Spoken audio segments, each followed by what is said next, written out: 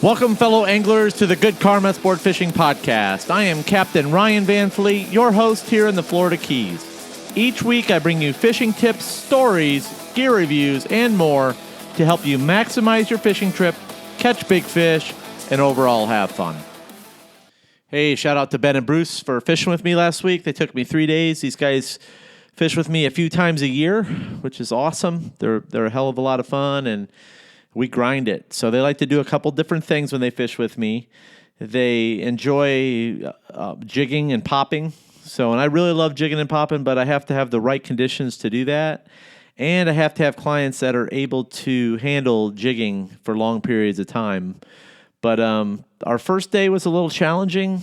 We were met with lightning storms, and the seas were pretty kicked up, and the fishing was fair. It wasn't great. The tunas, they didn't cooperate for us.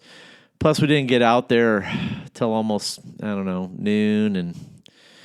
But we ran offshore. We salvaged today. We caught a whole bunch of dolphin. They were really small.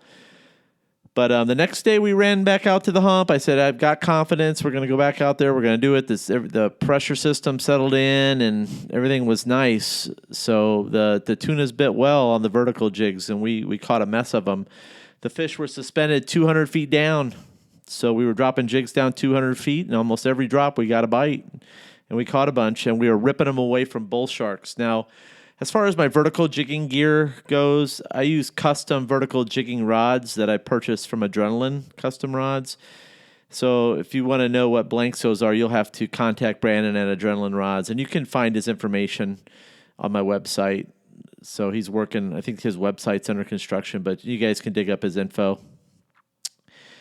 And the reels that I use for vertical jigging are Shimano Twin Power 8000s and 10,000.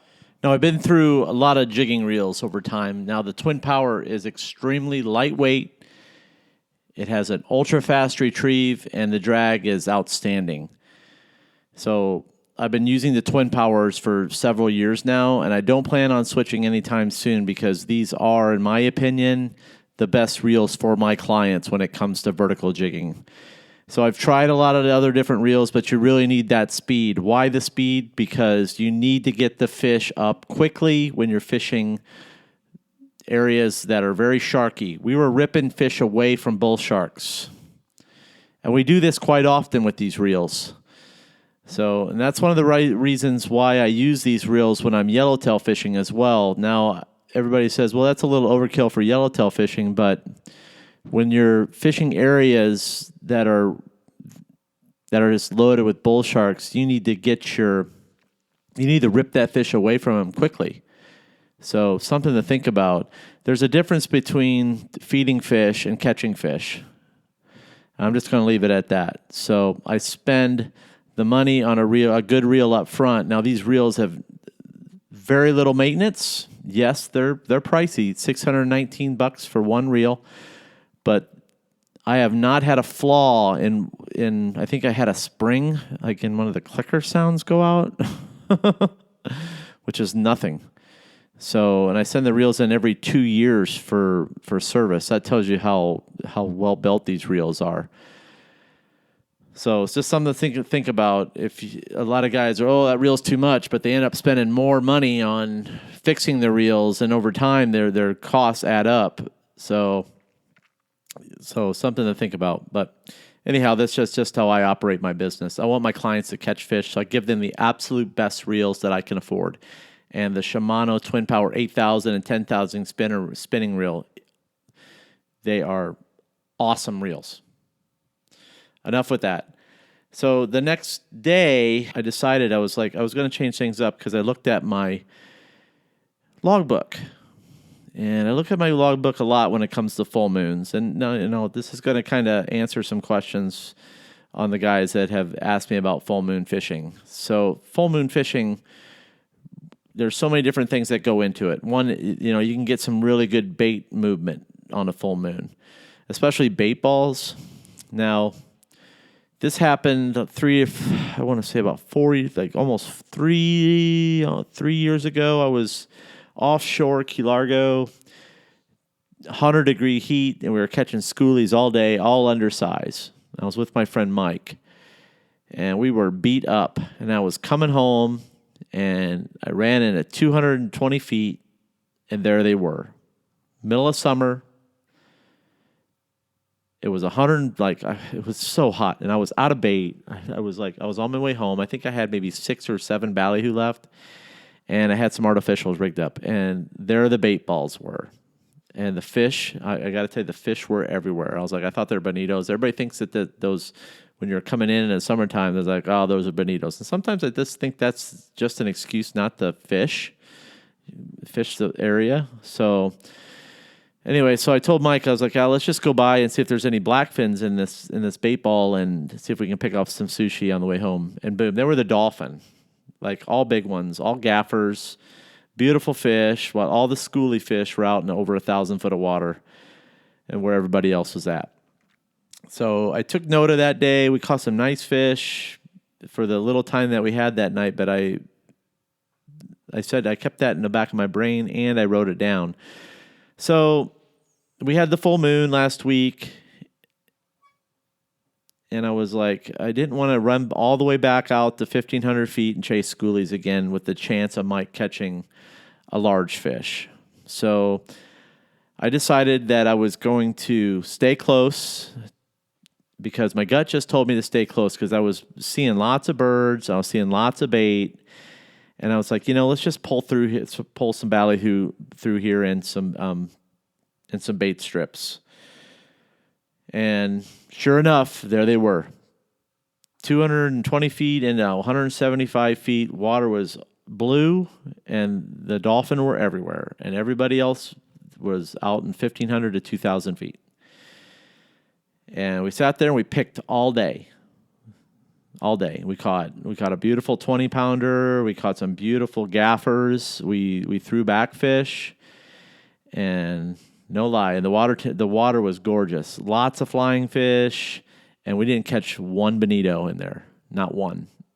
And we caught some beautiful blackfins as well. And there was bait everywhere. I was marking the bait balls, and the scenario was just right. Everything was coming together for some really good fishing in close. So what do I mean by scenarios?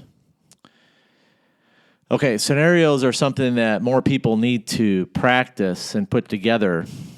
So, meaning that you need to kind of think about scenarios. Baseball players practice scenarios. What do you do in certain situations? What do you do when a guy's on first and somebody's running to third? Or what are you going to do when the guy's running to home and a guy's stealing second? What do you do? So that kind of stuff is practiced. So it just doesn't happen. So they practice a lot of scenarios, and I practice a lot of scenarios now, and I think a lot about fishing. But my logbook also helps with those scenarios. I can go back, I can look at pictures. Now you can buy all the fancy fishing tackle you want, and you can book several different fishing guides and reef consultants, but you're not going to get their scenario thinking abilities. So you need to practice those. A new boat. A new boat doesn't come with the ability to think through fishing scenarios. So running and gunning for dolphin can only get you so far. So it's not going to teach you days that you need to troll. So there are days that you need to troll versus run and gun. Believe it or not, there are. Fish act different every day, and fish want certain things. So there are days where you have to be able to troll no matter what. If you don't like to troll, then there's certain things that I don't like to do that I have to do to catch fish, and it just depends on how eager you are to catch fish. And if you don't want to catch them, then if you don't want to troll, then you don't troll. Then you go home and say, "Oh, they didn't bite for me," while the other guy comes in and he crushes them because he decided to work a little bit harder than you did. But if you're okay with that, then that's okay. I'm not. But I do suggest that you practice scenarios. That's how guys are so successful at what they do. They're able to think through and think 10 steps ahead on what the current might do later in the day, or what might happen inside the reef at a certain time, at a certain tide. So one of the things that I would suggest you do is just get pen to paper, and you sit down one night and you just start writing stuff down and practice it. It just depends on, you don't need to be out there fishing to practice. So you just start taking some notes about previous, fishing trips that you did. You can go back and collect data off the internet. You can go back and look at historicals from the day that you fished, write down stuff. And then you'll be surprised at the repeat days that you're going to see the same scenario, the same bite, the same situation, and you want to be ready for it. So, but anyway, it's just a little tip for you guys. Hope that helps you through. But I was reading, before I end the day, I read something. See if I can find it. This is about dolphin fishing. It appears that on Thursday morning on 8/22, the South Atlantic Fishery Management Councils, they're going to have a Dolphin Wahoo Advisory Panel is hosting a webinar to update stakeholders in the fishery about actions being considered to Amendment 10 for the East Coast dolphin and wahoo fishery. So there's going to be some changes coming with this fishery, and anytime they put this stuff on the table, we're going to see some changes happening. So something to be aware of.